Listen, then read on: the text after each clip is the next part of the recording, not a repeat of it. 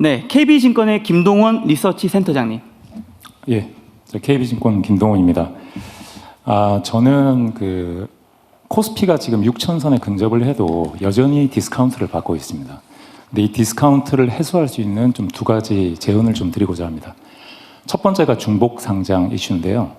코스피 전체 시가총액 5,200조 중에 중복 상장된 시가총액이 1,000조 원이 넘습니다. 세계 최고 수준입니다. 비율이 한 20% 되는데요. 참고로 미국의 400배, 중국의 10배, 대만의 7배, 일본의 5배입니다. 그래서 자기자본 이익률이라고 하는 ROE를 비교를 해봤습니다. 한국이 올해 반도체 업황 때문에 한 20% 정도 예상을 하는데요. 미국하고 대만이 20% 똑같습니다. 그런데 미국하고 대만의 PBR은 4배를 넘게 받고 있습니다. 한국은 1.5배죠. 그러면 ROE는 똑같은데, 버닝어는 똑같은데 기업의 밸류는 낮게 쳐준다는 거죠. 그게 중복 상장이 가장 큰 역할을 지금 하고 있다고 보고 있습니다. 그래서 뭐 규제안이든 법적이든 중복 상장을 원천적으로 금지를 해주시면 밸류에이션이 자연스럽게 올라가기 때문에 시가총액도 올라갈 것 같고요. 일단 저희가 외국인 지금 컨퍼런스를 하고 있습니다. 홍콩에서. 깜짝 놀란 게 작년에 700명이 왔는데 올해 1,100명이 왔습니다. 그만큼 한국 시장이 뜨겁다고 생각을 하는 것 같고요. 그런데 이 투자자들하고 얘기를 해보면 항상 그럽니다. 한국 주식은 일단 30% 정도 디스카운트를 하고 본다. 그 이유가 지배구조 이슈거든요. 그래서 지배구조가 중복 상장하고 이제 연결이 되다 보니까 기업의 자금줄 창구로 활용된 이 중복 상장을 조금 건전한 방향으로 이런 거죠. 원천적으로 금지를 하면 또 이슈가 되니까 전략산업이나 꼭 설비 투자, 신사업에 필요한 기업 같은 경우에 심사를 강화해서 중복 상장을 예외적으로 허용하는 방안도 좋을 것 같습니다.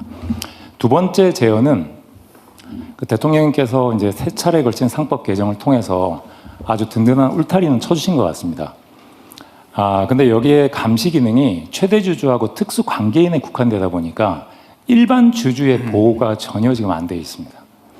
선진국 사례를 좀 설명드리겠습니다. MOM이라 그래서 Majority of Minority입니다. 그러니까 소수 주주의 다수결 원칙입니다. 이게 미국, 유럽, 일본은 아주 일상화되어 있는데요. 선진 시장일수록 소액 주주의 주주 소송이 많습니다. 그럼 미국 법원에서는 이 법원의 판결을 가지고 기업의 손해배상 유무를 결정을 합니다.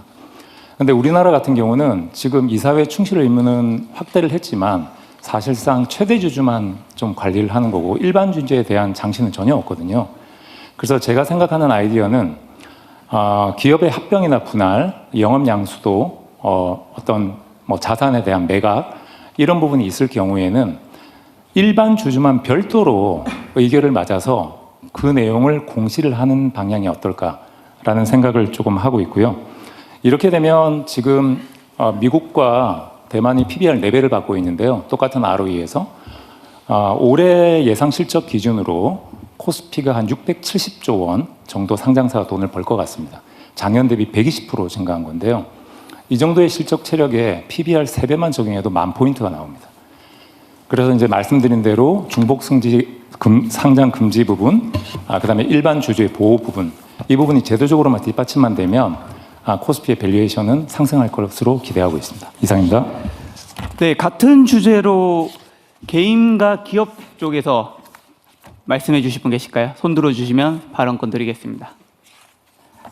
네, 청년 투자자 한석영님. 네, 안녕하십니까. 저는 부산대학교에 재학 중인 한석영이라고 합니다. 저는 오늘 청년 투자자의 입장에서 말씀을 드리고자 하는데요. 청년 투자자 입장에서 투자를 하려면 해당 시장이 장기적으로 우상향을 할 수 있는 시장인가에 대한 신뢰감이 먼저 형성이 되어야 한다고 생각합니다. 그래서 작년 이전까지만 해도 소위 말하는 해외 선진 시장에 투자를 하는 서학개미 이런 친구들이 주변에 굉장히 많았는데 작년과 올해를 기점으로 코스피가 6,000원을 달성했고 이것이 PBR과 ROE의 동반 성장을 통한 건강한 저평가 해소라는 점을 청년들이 인지를 하고 있습니다. 저는 이러한 인식을 신뢰로 정착시키기 위해서 앞서 말씀해 주신 것처럼 저조한 주주 환원과 자회사 출자를 통한 중복 상장이라는 이 두 가지 요소가 해소되었으면 합니다. 먼저 적극적인 주주 환원회 같은 경우에는 이것이 단발적인 이벤트가 아니라 우리 자본시장에 오래 남아서 문화로 정착할 수 있도록 지원해 주시면 좋을 것 같습니다. 청년들이 이러한 지금 코스피 중심의 우량 기업을 중심으로 주주 환원이 이루어지고 있는데 이러한 온기가 실적주와 시장 전반으로 확산되면 청년들의 그러한 신뢰감이 형성되는 데 훨씬 도움이 되지 않을까라고 생각을 합니다. 그리고 다음으로 기존에 상장된 모회사가 소위 알짜라고 하는 자회사를 상장을 하는 관행 역시 주된 저평가 요인이라고 생각합니다. 이는 모회사의 펀더멘털을 이중으로 계상하는 더블 카운팅을 유발을 하고 또 기존 주주를 소외시켜서 그들이 손해를 볼 수밖에 없는 그런 구조를 만드는 것이 청년들로 하여금 우리 시장에 대한 신뢰를 약화하지 않나라고 생각을 합니다. 때문에 이러한 요건을 제도적으로 해소를 하되 기존 주주를 보호하는 장치가 앞서 말씀해주신 MOM 같은 장치가 잘 제도적 장치를 갖추고 또 자회사의 사업이 독자성을 가지는지 등을 함께 살펴주시면 감사할 것 같습니다. 저평가 요소를 해소를 하되 성장의 동력을 유지하면서 저희 시장이 코리아 프리미엄으로 나아갈 수 있도록 살펴주시면 감사할 것 같습니다. 네, 이제 곧 기업 사이드로 가야 되는데 개인 투자자에서 꼭 말씀해 주시고 싶은 방금 손을 들었다가 내리셨네요. 원대한 회장님. 저도 조금만 더 첨언드려서 네. 말씀드리겠습니다. 저 서울대 투자 동아리에서 지금 회장을 맡고 있는 원대한이라고 합니다.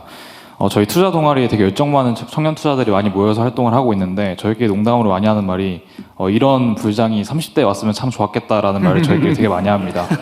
근데 이게 저희도 되게 농담 같지만 어떻게 저희한테 진지한 내용인 게 이런 장세가 계속적으로 우상향되는 게 되려면은 단순히 지금 이제 전 세계적인 그 AI 밸류 체인에서 메모리가 수혜를 받는 그런 실적, 그다음 전 세계 영업이익 1등이 우리나라 기업이 되는 그런 상황이 몇십 년 동안 지속될 수는 없는 거다 보니까 그럼 계속해서 지속적으로 코리아 프리미엄도 받으면서 올라가기 위해서는 아까 많은 분들이 말씀해 주셨던 주주환원이나 중복상장 해소와 같은 거버넌스 이슈들이 해결돼야 된다고 생각을 합니다.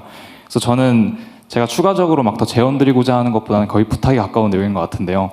이런 구조적으로 엄청나게 한국 시장이 실적이 성장하고 있고 돈이 많이 들어오는 시기들이 제가 기성세대가 될 때까지도 계속해서 주가 상승과 프리미엄, 밸류에이션의 프리미엄까지 이어질 수 있도록 많이 노력해 주시고 또 신경 써주시면 감사할 것 같습니다. 네, 재치 있는 답변 감사합니다. 네, 구조개혁, 그다음에 미래산업 투자, 기술 개발 투자 이런 거 열심히 하면 그렇게 될 가능성이 많습니다.